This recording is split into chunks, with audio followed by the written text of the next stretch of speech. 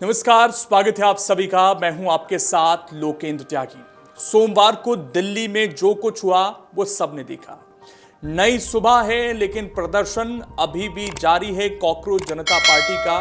कल जो है हमने तस्वीरें देखी थी जब टेंट हटा दिया गया था, लेकिन रात होते होते जो है फिर से कॉकरोच जनता पार्टी के लोग जंतर मंतर पर पहुंच गए और प्रदर्शन शुरू हो गया। अब जो है इन लोगों ने अपनी नई डिमांड जो है वो सरकार के सामने रख दी है। क्या है वो नई डिमांड, उस पर विस्तार से बात करेंगे, इसलिए इस वीडियो को आखिर तक जरूर देखना है आपको। और कल जो कुछ हुआ उसके बाद जो तस्वीरें ये सामने आई हैं जो मैं आपको दिखा रहा हूं इस वक्त, आप देखिए जरा। टूटी हुई बसें, सड़कों पर जगह जगह बिखरा हुआ सामान, कहीं पत्थर पड़े हुए हैं, कहीं जूते पड़े हुए हैं, कहीं चप्पल पड़े हुए हैं। इसमें आपको क्या लगता है कि जिम्मेदारी किसकी बनती है, वो कमेंट कर कर आप जरूर बताइएगा। कल दिल्ली में जो कुछ हुआ है आपकी नज़र में ये किसकी गलती है, क्योंकि ऐसा नहीं होना चाहिए था, ये बहुत स्पष्ट है।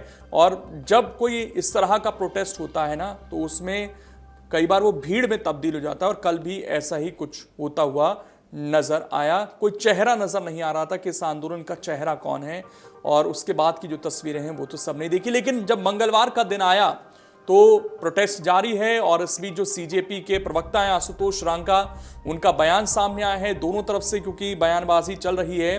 कुछ पुलिस वाले भी इसमें घायल हुए हैं, उनका भी बयान सामने आया, वो भी सुनेंगे। लेकिन उससे पहले आशुतोष रांका क्या कह रहे हैं। उन्होंने कहा कि लाठीचार्ज सिर्फ पुलिस ने किया, हमारे युवाओं को पीटा गया, उनके सिर फोड़ दिए गए, उन्हें सड़कों पर घसीटा गया। सोनम सर की पत्नी गीतांजलि मैडम के बाल पकड़कर उन्हें ट्रक से बाहर घसीटा गया। लेकिन इससे आंदोलन और बड़ा होगा। अब और ज्यादा लोग दिल्ली आएंगे जब तक धर्मेंद्र प्रधान इस्तीफा नहीं देते, हम यहां से नहीं हटेंगे। अब क्योंकि कल मुलाकात भी हुई थी जेपी नड्डा से, इस पर भी उनका बयान सामने आया। उन्होंने कहा कि हमें कोई जवाब नहीं मिला, 5 घंटे बेकार चले गए। अगर अब सरकार हमसे बात करना चाहती है तो उन्हें यहां आना होगा। ये शर्त इनकी तरफ से जोड़ दी गई है कि अब यहां आकर बातचीत करेंगे। क्या कुछ उन्होंने कहा है आपको सुनवाते हैं। लाठियां तो सिर्फ पुलिस द्वारा चलाई गई है, हमारे बच्चों को मारा गया है, उनके सर फोड़े गए हैं, सड़कों पर घसीटा गया है उनको। मतलब गीतांजलि मैम जो सोनम सर की वाइफ है, उनके बाल खींच के उनको ट्रक से बाहर निकालने की कोशिश की है।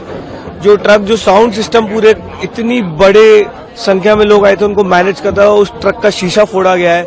हमारे वॉलंटियर की पसलियां टूटी है। इतनी बर्बरता हमने आज तक कभी एक्सपेक्ट नहीं की है, ना देखी है। कल दिल्ली पुलिस ने सारी हदें पार की है। क्लियरली उन लोगों को इंस्ट्रक्शन दिए गए थे लोगों को मारने के लिए, बच्चों को मारने के लिए।